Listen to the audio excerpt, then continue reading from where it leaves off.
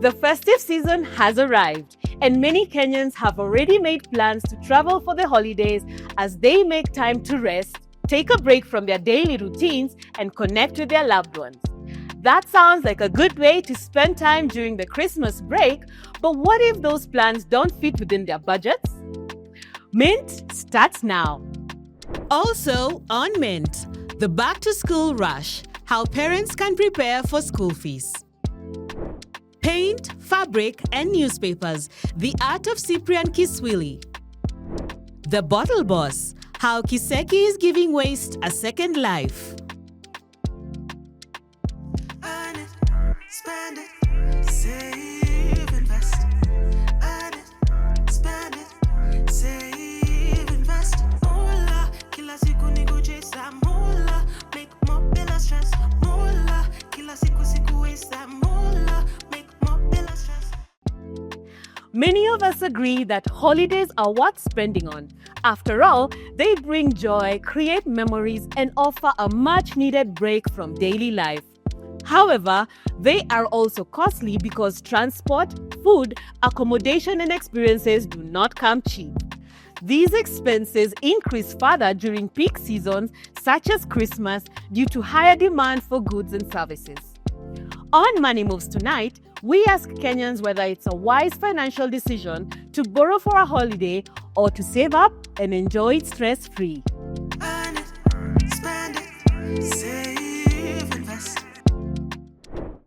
'Tis the season for giving, making merry and creating memories with friends and family. For some, that means the beach is calling, flights are filling up, and road trips to Ushago are beckoning.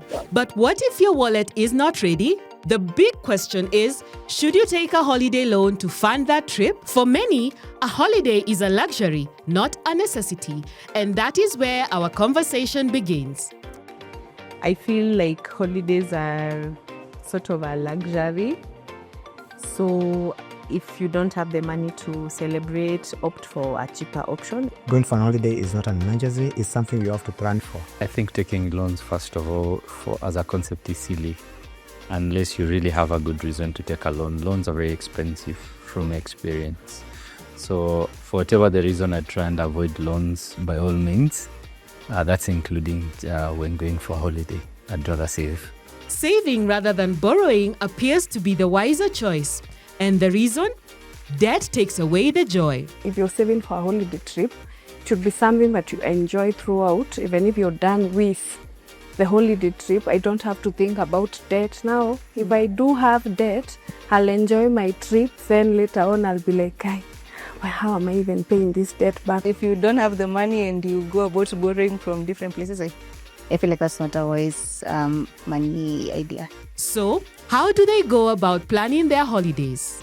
So I did a plan based on that. I knew I had to save during the year. And my target was to be able to have the money by around September, latest October, for December. I usually put my money in money market.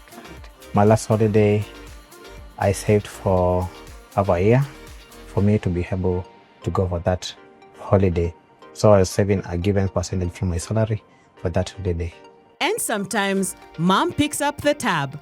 I went with my mom, so she was doing most of the spending, but I was chipping in a bit. Holiday costs can quickly add up, and these are some of the items that drain their budgets. Food, transport, Ubering around, entertainment, obviously, you go out, drinks. Mostly transport, but it's most especially food. Yes, I love exotic foods. Last year specifically, the major cost for me was motoring. Because the journey we were going as a family and it had to involve a lot of motoring. And that was a major cost. But apart from that, usually it's accommodation. Ultimately, the amount spent on a holiday depends on one's personal financial situation and priorities. But is it financially wise to allocate a large amount of your money to travel? Yeah, if you have it, why not? Spend as much as you want. You have to treat yourself. You have to experience a good life as you work. If you enjoy traveling, spend every coin you have on that. If you've planned for it well, then you just go for it, yes. Earn it, spend it, save, invest. January is around the corner, and that only means one thing. The back to school rush is almost here. A new school year for many means new books and new uniforms. It comes with pressure, planning, and parents' pockets feeling lighter than expected. Tonight, we speak to parents about how they manage school expenses, the challenges they face, and the hacks they have learned. Back to school season starts with the little ones at the center of it all. Their ages and personalities shape the parents' decisions. I have 2 kids in school, one in grade 5, and the other one in grade 9. I have 2 daughters. One is going to grade 2 next year, and the other one is going to playgroup. My daughter just turned 2 years old. School is not just a place where children go. It is one of the biggest things families plan their lives around. School fees averages between 20,000 Kenyan shillings to 2 million Kenyan shillings per term, depending on the school and the level of education. The challenge, however, is not the amount, but the timing of it. January has a way of arriving loudly, with expenses that hit all at once. They grow way too fast, especially for things like dresses or shoes, whatever maybe you thought would last the entire year. For example, the shoes, you find now that they are a bit smaller, so you have to buy a new pair. When they are opening schools, you have to do almost everything. You start with the school fees. There is budget for stationaries, budget for uniform, and then also now other expenses that in most cases you can't be able to predict because these are kids. For some parents, loans become the quick fix. For others, the last resort. So, how can you navigate this sensitive decision? It will depend with an individual. But you can, depending on the financial situation maybe you are facing, you can opt for a loan, but with a caution. Would you be able to service that facility? I wouldn't recommend taking loans for school fees because number one, school fees is not an emergency because it's something that you pay 3 times a year.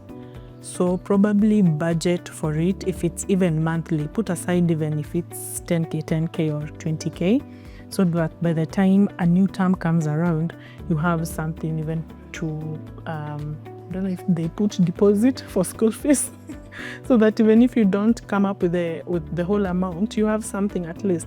Planning ahead is a shared challenge for every parent, but it has to be done. Whether it is to avoid the January rush or simply create breathing room, every family finds their own way of preparing for the next school term. My strategy is saving in our money market fund currently. And also the good thing is every year I see what my kids' school does is they give you a discount if you pay early. So for example, Bana, if I pay before say December 15th, I get a 5% discount. So who wouldn't want to enjoy a few thousands of school fees? I usually pay my school fees before Christmas to ensure that that burden of now having to think where would I get money to pay school fees or maybe I was spent during the holiday season. To avoid that pressure, I usually pay before, actually by 20th December. I think it's always important to plan ahead, and we sat down as her parents and decided that it's important for us to prepare before she gets of age to go to school. You know, she's going to school next year, so as she turns 3. And so it's important for us to ensure that we have what it will take for her to go through the education system. And so we decided to start saving immediately she was born. Currently, how we save it is that we have 2 accounts that we are saving in. We both belong to a SACCO, and the SACCO has a school fees account. So each of us puts in some money in their school fees account. January fees can be heavy, and parents have learned different ways to soften the blow. Start by even paying the school fees in November, because you know after December it's the January hangover, and even if you want to borrow from your friends, no one has money to give you. So yeah, plan way in advance. Put aside a little something every month so that by the time January comes around, you're not hopping around from bank to bank or the mobile money loans to pay school fees. If you are paying for school fees in January, pay it early before you get into the Christmas period, if that's what you need to do. The other thing is that you, for next year, start saving in January. It helps to ensure that you don't have a backlog of expenses towards schooling. And so for those who have not been preparing for it, it's time now to think, before I spend my money in December, how fast can I sort out the school fees issue, and then think how to go ahead of that. Back to school season hits every family differently, but one thing stays the same. Planning better makes the journey easier. Whether you're a new parent who is planning ahead or you're managing the yearly January rush, every step towards preparation helps. Let's take a short break. We'll be right back. Coming up, The Bottle Boss, how Kiseki is giving waste a second life. Earn it, spend it, save, invest. Moolah, kila siku waste that moolah, make more bila stress. Welcome back to Mint, where we explore the world of personal finance, making it simple and relatable for you. Whether you're looking to earn, spend, save, or invest, we've got you covered. Earn it, spend it, save, invest. There is a saying that goes, talent pays. This adage rings true for visual artist and creative designer Cyprian Kiswili, who recognized his artistic talent at a young age. As a boy, Cyprian was always drawing and sketching in his free time. Now, as an adult, Cyprian has remained faithful to his God-given talent. He paints, draws, and designs for a living. His story exemplifies the importance of pursuing your passion to realize your lifelong dreams. Listen in. From a young age, Cyprian Kiswili enjoyed drawing and sketching and continued to perfect this skill throughout his school life. When the time came to join university, Cyprian didn't struggle to choose a course. He went with his passion. I studied art and design as a subject. I was fortunate to be one of the best students in the country, the KCSE. And after that, I got enrolled in design school in UON for my bachelor's undergrad. And I was able to win a design competition that was global, and that was facilitated by BAT. It was a sneaker design. And after that, I think that's actually when reality sank that this is what I was meant to do. Through the education, I also got a scholarship to study my master's, still at the same campus, majored in product design. So tell us, when did you open this art studio and how was the journey? At the time when I was graduating from my undergrad, I was I was working from home, doing my artworks there. And the way I work on a bulk of a lot of paintings. So it was becoming very crowded for my small place. And with time, I started having the ambition to have an art studio where I could showcase and as well be my storage for all my artworks and everything that I've done, and also where people could come in and see the art, apart from now the exhibitions that I have out there. And slowly by slowly I started, and I got an art studio sometimes in last year but one. Immediately after graduating, after winning the sneaker design, I got a call from the shoe company, and of course I started interning there, and after a while I got a permanent job that I worked in for 3 years. And after that I also moved to another Kenyan lifestyle company called Kitukali. It was exciting because we were able to create not just footwear but also apparel and just the lifestyle fashion. I've been working at Kitukali for 3 years now, and then of course now apart from that also kind of pushing my art on this side. Most of my creations are mixed media. By mixed media I combine 1 or 2 different types of media. Paint is one. The artist will just dominantly just use paint, but I like to add an aspect of other foreign materials. And two of my main other medias that I also use are recycled fabrics, as well as newsprints and newspapers. During my time at Kitukali, which we were using a lot of fabrics and even designing the fabrics, I would take the wastes and also collect some waste from the local tailors and try as much as possible to just upscale and try and make them into artworks. Why did you go this route of using mixed media? I think for two reasons. One is when I was starting, of course, materials are quite expensive for artists, and it's not always easy coming up buying all those paints, especially when you're getting started. So I tried to be creative and see what other stuff I could use, and I found the wastes, which was the fabrics. And the other reason is that the African fabrics carry a lot of storytelling, a lot of rich history in them. So once I combine that in my art, it becomes really strong, and slowly it became my identity. Though Cyprian's art practice may seem smooth, his journey hasn't lacked challenges. One of the biggest challenges is the cost of art supplies and everything. From way early on, it's always been quite pricey, but you kind of also learn to, as much as you it's also a business, so as much as possible you invest into that. I kind of see it as an opportunity, not really a challenge. Like the local art scene is kind of growing, and of course a while ago it wasn't that vibrant. There are a lot of artists right now, and galleries and art collectors alike are beginning to come out.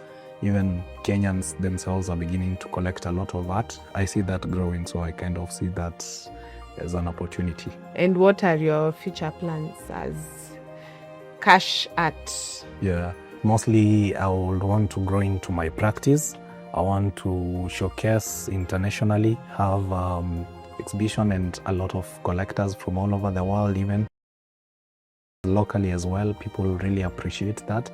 And I'm also thinking into moving into art mentorship, especially for kids. I'm very passionate about teaching. I've done it a while. So I'm thinking in the next few months or to have like a teaching practice, especially for kids. Yeah.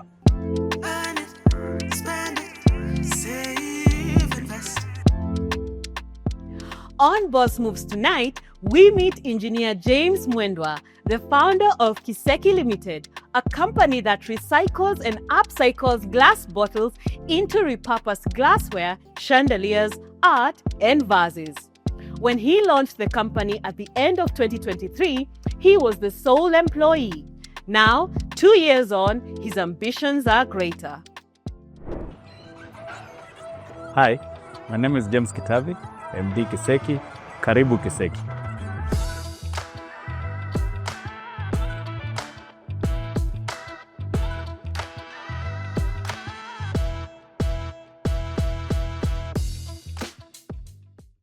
Plastic was well taken care of, but glass waste, nobody was thinking about it. So we decided as Kiseki to measure our recycling business on glass waste. And glass itself can be recycled infinitely without losing quality. Engineer James Mwendwa had been working in waste management for 15 years until 6 years ago when he developed an interest in recycling. In 2023, his interest grew, leading him to establish Kiseki Limited. Kiseki, meaning miracle, in Chinese and Japanese, took about 2 months to register. So we are giving life to waste. This was being collected in a dump site somewhere. It had been forgotten about. It is waste. But we will convert it from trash to treasure, being a miracle. After consuming their beverages, most people discard the glass bottles. However, Kiseki, which has 2 collection centers in Kariobangi and 7 outside Nairobi County, collects them and takes them to the warehouse where they will be recycled and given new life. Kiseki processes between 60,000 and 70,000 bottles daily. At the warehouse, the bottles undergo quality checks. They are examined for size and brand name and finally inspected to see whether they contain any substances other than the intended beverage. The warehouse has two main lines, a glass cleaning line and a glass conversion line. Our washing line is manual by design because we want to create as many jobs, as many green jobs as possible. After cleaning the 250 ml glass bottles, the company sells them to beverage manufacturers. Mainstream and premium bottles, that is 750 ml and above, are repurposed into glassware, vases, chandeliers, or shot glasses for sale. Finally, in the case of broken bottles, Kiseki crushes them and sends them to its partners who are glass manufacturers for recycling into new glass products. We package them in either crates, that is if it's the glass bottles, or boxes, if it's the upcycled consumer glass product. And then they are ready now for release to the market, to our consumers and our customers. Initially, James was the only employee. However, the business expanded rapidly and now employs around 150 staff members who collect, sort, or wash bottles. Some of them work on recycling or upcycling the bottles into new products. About a month into it, we moved to a container house around that river in one of the areas where waste is dumped. We were there for about 1 month. Then we outgrew the place and moved here around April of 2024. Like most startups, Kiseki Limited faced several challenges as it was getting off the ground. When you are in this space of waste management and sustainability, banks are not an option. So we had to rely on my own investment, setting up the company, getting the initial employees and machinery. So that came from my pocket. Finding experienced glass cutters proved challenging, as did acquiring suitable glass cutting machinery. So we have had people who buy bottles, very premium prices, for counterfeiting. So we face that challenge where we're not getting as many bottles as we should get. When you work in waste, you're seen as waste. So people don't give you value. Even getting people who are interested in coming on board to work with us was a challenge. Despite these challenges, James reveals that the success of the business depends on its people. The company's focus is on people, planet, and profits.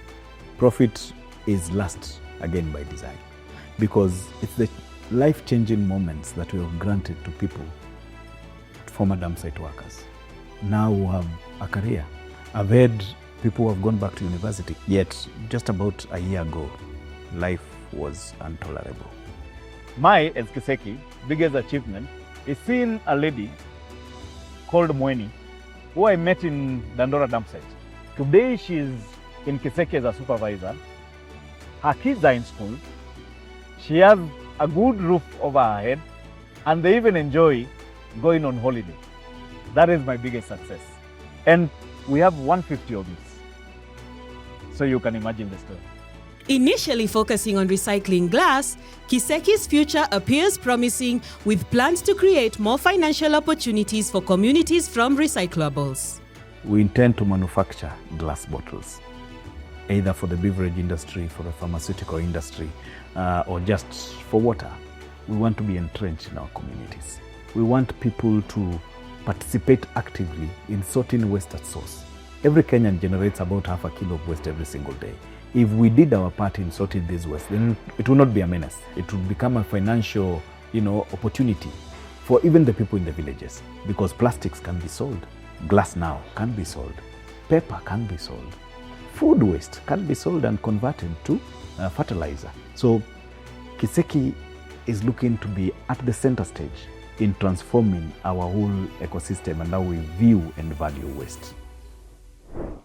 James' story shows you how passionate he is about the community, the environment, and looking to the future. His focus is on decentralizing and expanding business operations.